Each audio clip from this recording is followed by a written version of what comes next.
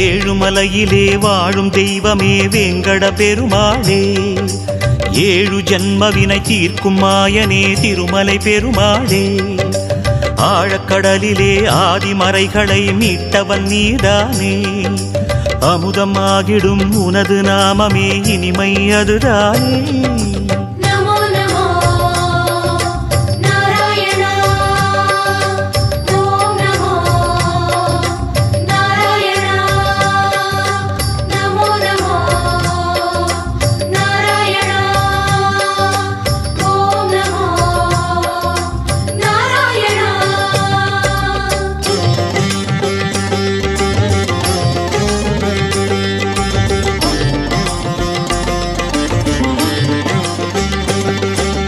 நமோ நமோ Narayana, ஓம் நமோ Narayana.